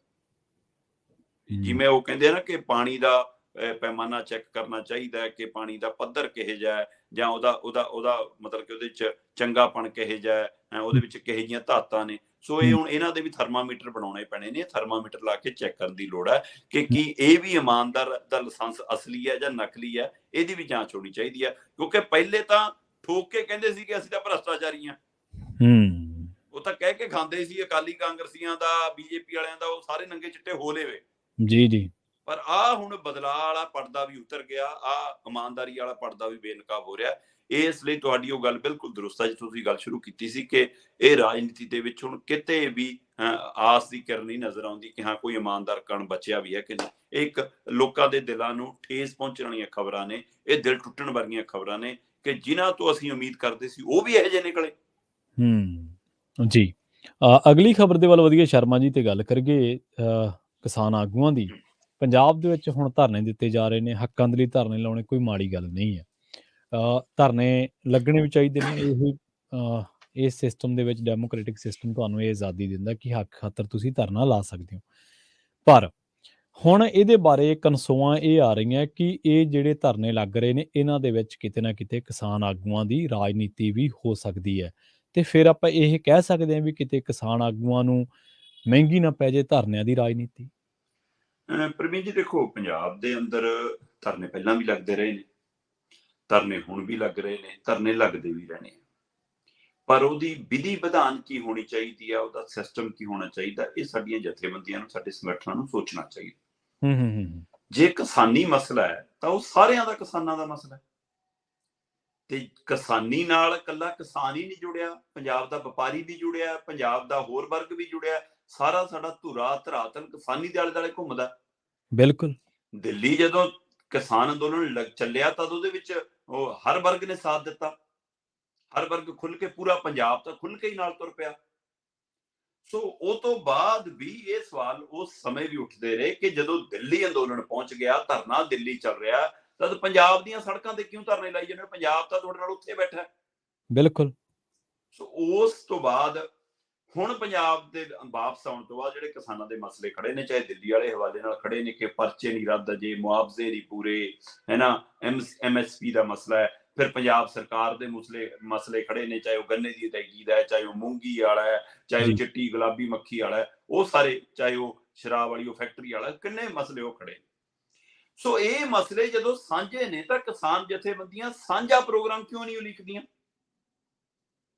ਅੱਜ ਮੈਂ ਲਾਉਂਗਾ ਧਰਨਾ, ਕੱਲ ਨੂੰ ਦੂਜੀ ਧੜਾ ਲਾਊਗਾ, ਪਰਸੋਂ ਤੀਜੀ ਧਿਰ ਲਾਊਗੀ, ਚੌਥੇ ਨੂੰ ਉਹ ਪੱਕੇ ਮੋਰਚੇ ਤੇ ਬਹਿ ਜਾਊਗਾ। ਅੱਛਾ 30 ਤਰੀਕ ਨੂੰ ਰਾਜੇ ਵਾਲਾ ਪੱਕਾ ਮੋਰਚਾ ਲਾ ਰਿਹਾ, ਮੈਂ ਅੱਜੇ ਲਾ ਦੇਣਾ। ਡੱਲੇ ਵਾਲਾ ਕੱਲੇ ਕਹਿੰਦਾ ਸ਼ਾਮ ਤੱਕ ਬੈਠਣਾ ਸੀ, ਹੁਣ ਪੱਕਾ ਲਾਤਾ। ਪਹਿਲਾਂ ਪੱਕਾ ਹਲੇ ਅਗਰਾਹਾਂ ਵਾਲਾ ਚੱਕ ਹੋ ਕੇ ਹਟਿਆ। ਅਗਰਾਹਾਂ ਔਰਾਂ ਨੇ ਬੇਸ਼ੱਕ ਉਹਦੇ ਨਾਲ ਇੱਕ ਮਹੱਲਾ ਤੰਗ ਹੋਇਆ ਹੋਵੇ ਜੀ, ਪਰ ਅਗਰਾਹਾਂ ਨੇ ਧਰਨਾ ਤਾਂ ਮੁੱਖ ਮੰਤਰੀ ਦੇ ਘਰ ਮੂਹਰੇ ਲਾਇਆ ਨਾ। ਹੁਣ ਰਾਜੇ ਵਾਲੇ ਹੋਰੀ ਕਹਿੰਦੇ ਅਸੀਂ ਤਾਂ ਚੰਡੀਗੜ੍ਹ ਚੌਂਕ ਚਲਾਵਾਂਗੇ ਜੀ, ਮਹਾਲੀ ਚੌਂਕ ਚਲਾਵਾਂਗੇ, ਲੋਕ ਹੁੰਦੇ ਤੰਗ ਹੋਣ। ਅਗਰਾਹਾਂ ਕਹਿੰਦਾ ਲਓ ਜੀ ਮੈਂ ਹੁਣੇ। ਅਗਰਾਹਾਂ ਸਾਹਿਬ ਪਹਿਲਾਂ ਤਾਂ ਜੱਫੀ ਵੀ ਪਾਇਆ ਸੀ ਮੁੱਖ ਮੰਤਰੀ ਭਗਵੰਤ ਮਾਨ ਨੂੰ, ਉਹ ਪਤਾ ਨਹੀਂ ਰਾਜ ਸਭਾ ਵਾਲੀ ਗੱਲ ਕਿਉਂ ਨਹੀਂ ਬਣੀ ਤੇ ਹੁਣ ਫਿਰ ਧਰਨਾ ਲਾਉਣਾ ਪੈ ਗਿਆ। ਹੁਣ ਮੂੰਗੀ ਵੀ ਯਾਦ ਆ ਗਈ, ਹੁਣ ਗੰਨਾ ਵੀ ਯਾਦ ਆ ਗਿਆ, ਹੁਣ ਕਿਸਾਨੀ ਮਸਲੇ ਵੀ ਯਾਦ ਆ ਗਏ। ਸੋ ਇਹ ਉਹ ਮਸਲੇ ਨੇ ਜਿਨ੍ਹਾਂ ਦੇ ਉੱਤੇ ਅਗਰਾਹਾਂ ਹੋਰੀ ਦਮ ਭਰਦਾ ਕਿ ਸਾਡੇ ਨਾਲ ਲਿਖਤੀ ਸਮਝੌਤਾ ਹੋ ਗਿਆ। ਇਹ ਉਹ ਮਸਲੇ ਨੇ ਜਿਹਦੇ ਤੇ ਰਾਜੇ ਵਾਲੇ ਹੋਰਾਂ ਤੇ ਉਹਨਾਂ ਦੇ ਨਾਲ ਦੇ ਸਾਂਝੇ ਸੰਗਠਨ ਕਹਿੰਦੇ ਨੇ ਕਿ ਜੀ ਸੁਣਦੀ ਓ ਨਹੀਂ ਸਰਕਾਰ ਜੀ। ਤੇ ਉਹ ਮਸਲੇ ਨੇ ਜਿਹਦੇ ਉੱਤੇ ਡੱਲੇਵਾਲ ਸਾਹਿਬ ਹੋਰੀ ਕਹਿੰਦੇ ਸੀ ਕਿ ਸਾਡੇ ਨਾਲ ਗੱਲ ਹੋ ਗਈ ਸਰਕਾਰ ਦੀ, ਸਰਕਾਰ ਤਾਂ ਬਹੁਤ ਕੁਝ ਕਰਨਾ ਚਾਹੁੰਦੀ ਆ, ਸਾਨੂੰ ਬੜਾ ਭਰੋਸਾ ਹੈ।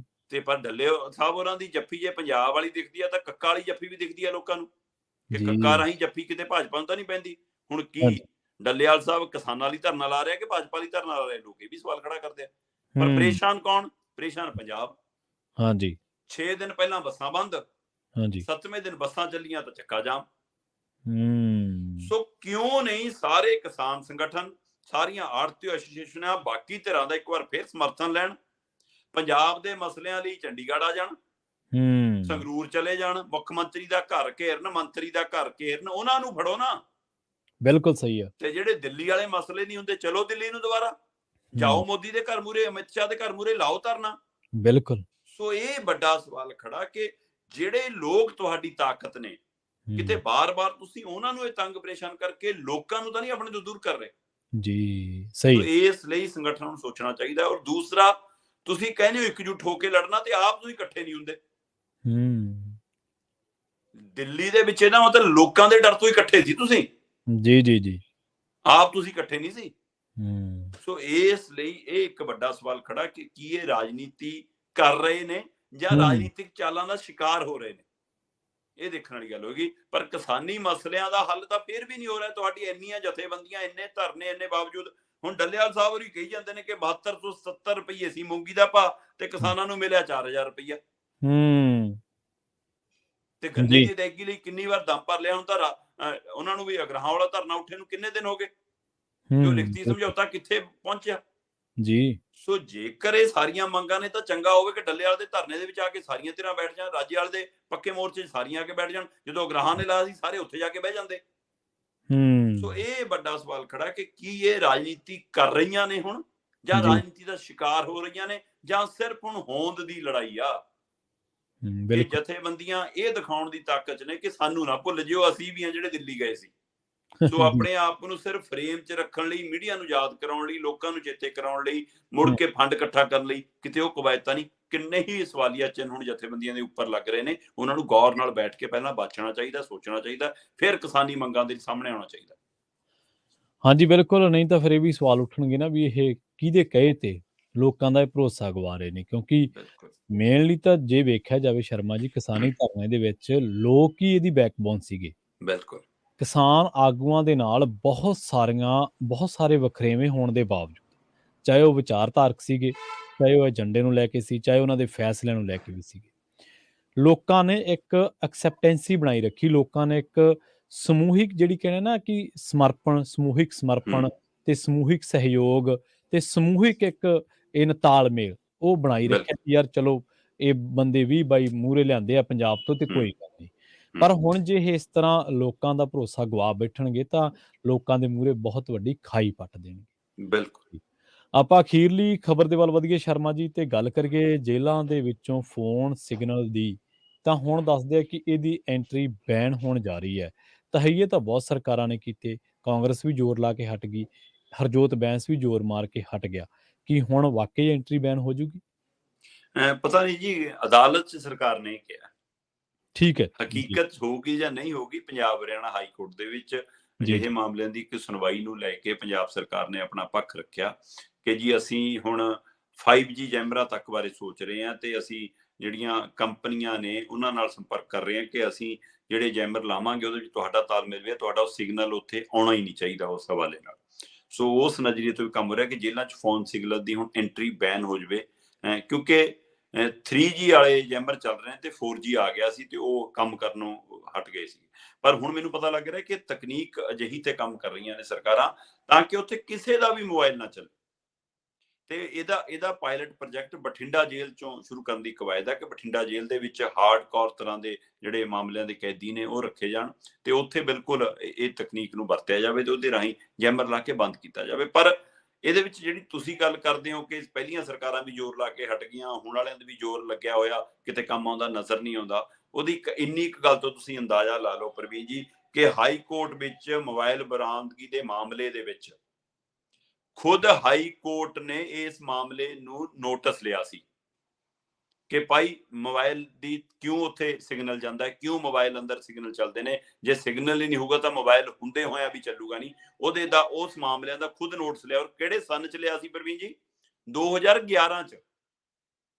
ਜੀ 2011 ਚ ਪੰਜਾਬ ਹਰਿਆਣਾ ਹਾਈ ਕੋਰਟ ਇਸ ਮਾਮਲੇ ਦਾ ਨੋਟਿਸ ਲੈਂਦੀ ਹੈ ਔਰ 2011 ਤੋਂ ਲੈ ਕੇ ਸਰਕਾਰਾਂ ਦਮ ਭਰਦੀਆਂ ਆ ਰਹੀਆਂ ਨੇ। ਆ 2022 ਆ ਗਿਆ ਕਿ ਹਾਂ ਜੀ ਅਸੀਂ ਰੋਕ ਦਾਂਗੇ ਮੋਬਾਈਲ। ਇਹਦਾ ਮਤਲਬ ਗੰਭੀਰਤਾ ਨਹੀਂ ਹੈ। ਤਕਨੀਕ ਹੈ, ਤਕਨੀਕ 2011 ਚ ਵੀ ਸੀ, ਤਕਨੀਕ 20 ਚ ਵੀ ਸੀ, ਤਕਨੀਕ 22 ਚ ਵੀ ਹੈ। ਟੈਕਨੋਲੋਜੀ ਤਾਂ ਹੈਗੀ ਹੈ ਪਰ ਰੋਕਣ ਦੀ ਨੀਅਤ ਨਹੀਂ ਹੈ। ਤੇ ਇਸ ਲਈ ਇੱਥੋਂ ਸ਼ੱਕੇ ਸ਼ੋਬੇ ਖੜੇ ਹੁੰਦੇ ਨੇ ਕਿ 2011 ਦਾ ਮਾਮਲਾ, ਇਸ ਮਾਮਲੇ ਤੇ ਗੱਲ ਚੱਲਦੀ ਹੋਵੇ ਤੇ 2022 ਚ ਵੀ ਸਰਕਾਰ ਆ ਕੇ ਕਹੇ ਜੀ ਹਾਂ ਅਸੀਂ ਰੋਕਣ ਜਾ ਰਹੇ ਹਾਂ। ਸੋ ਇਸ ਲਈ ਇਹ ਰੁਕੇਗੀ ਜਦ ਗੱਲ ਕਰਨ ਦਾ ਫਾਇਦਾ ਹੈ। ਅਜੇ ਮੈਨੂੰ ਸਿਰਫ ਲਿਖਤੀ ਕਾਗਜ਼ੀ ਕਾਰਵਾਈ ਉਹ ਲੱਗਦੀ ਹੈ। ਜੀ ਬਿਲਕੁਲ, ਜਦੋਂ ਰੁਕੂਗੀ ਉਦੋਂ ਗੱਲ ਕਰਾਂਗੇ, ਬਿਲਕੁਲ ਕਰਾਂਗੇ। ਸ਼ਰਮਾ ਜੀ ਸਮਾਂ ਇਜਾਜ਼ਤ ਨਹੀਂ ਦਿੰਦਾ, ਵੇਲਾ ਹੋ ਗਿਆ ਪ੍ਰੋਗਰਾਮ ਨੂੰ ਸਮਾਪਤ ਕਰਨ ਦਾ। ਇਹਨਾਂ ਖਾਸ ਖਬਰਾਂ ਤੇ ਖਾਸ ਜਾਣਕਾਰੀਆਂ ਦੇਣ ਦੇ ਲਈ ਤੁਹਾਡਾ ਬਹੁਤ-ਬਹੁਤ ਧੰਨਵਾਦ। ਬਹੁਤ ਸ਼ੁਕਰੀਆ ਜੀ। ਸੋ ਪ੍ਰੋਗਰਾਮ ਖਬਰ ਤੇ ਨਜ਼ਰ ਨੂੰ ਆਪਾਂ ਇੱਥੇ ਸਮਾਪਤ ਕਰਾਂਗੇ। ਪੰਜਾਬੀ ਰੇਡੀਓ USA ਤੇ ਪ੍ਰੋਗਰਾਮਾਂ ਦਾ ਸਿਲਸਿਲਾ ਲਗਾਤਾਰ ਜਾਰੀ ਹੈ। ਜੁੜੇ ਰਹੋ ਪੰਜਾਬੀ ਰੇਡੀਓ USA ਦੇ ਨਾਲ। ਤੇ ਆਖਿਰ ਦੇ ਵਿੱਚ ਇੱਕ ਵਾਰ ਫਿਰ ਤੋਂ ਤੁਹਾਨੂੰ ਸਭ ਨੂੰ ਪਿਆਰ ਸਤਿਕਾਰ ਸਹਿਤ ਸਤਿ ਸ਼੍ਰੀ ਅਕਾਲ।